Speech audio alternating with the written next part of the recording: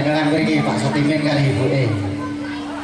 Pupujane ati Pak Satimin, ibuke mriki Pak Satimin ibu. Kaya ngene rasane wong menantian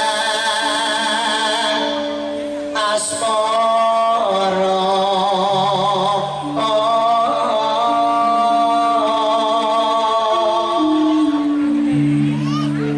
sedangkan sing ngrasake kersa apa awakku dhewe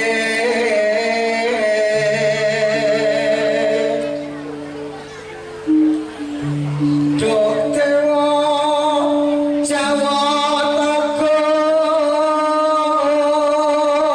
ngene Duk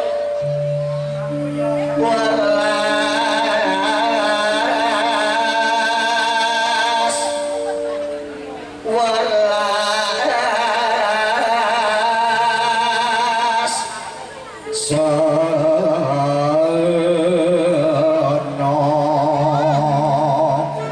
hangering wak ampami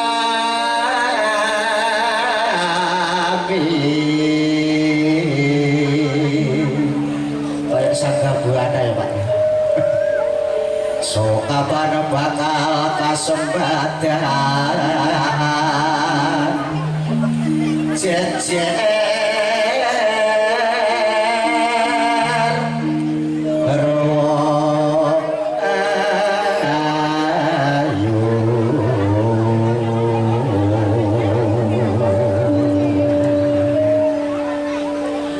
kata umpamano anak kuda tanpa perahu sasar dan pepetri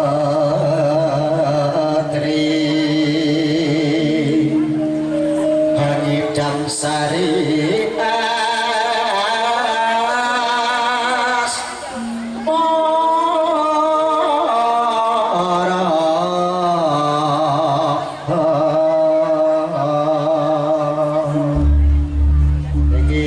kagem putra-putrinipun Bapak Satimin saha Ibu.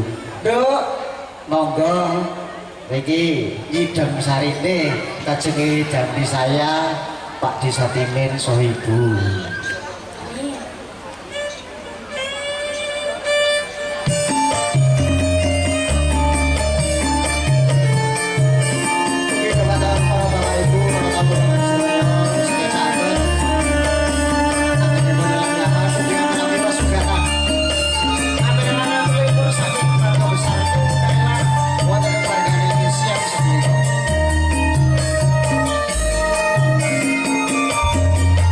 Sesat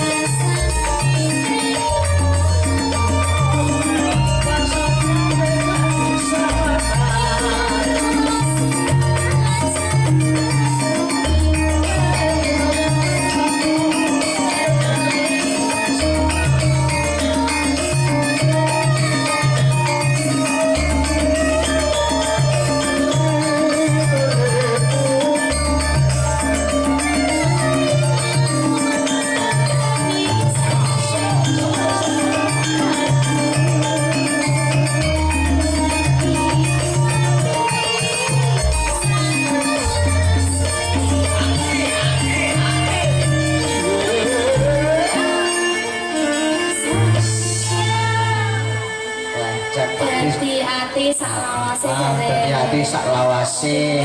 Pengantin.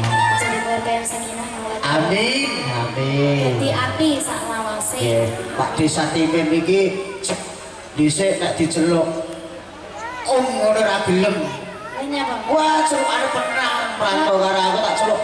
Mas Timin ora gelem. Ini lho ya. Celukane Bang. Oh, Bang.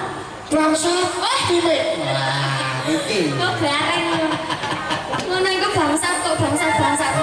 Aku tak nyeluk adik lah wong isih adik kok. Untune rong rukul. Oke. Ora kekrek iku.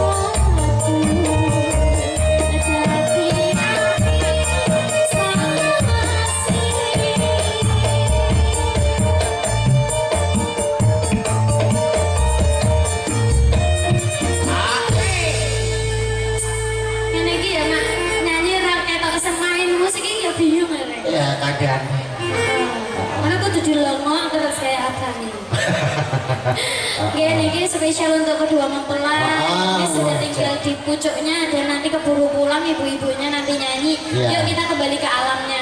Ini kayak dua alam yang terpisah. Dua alam, ini alam terang benderang. Atau alam gelap gulita. Marco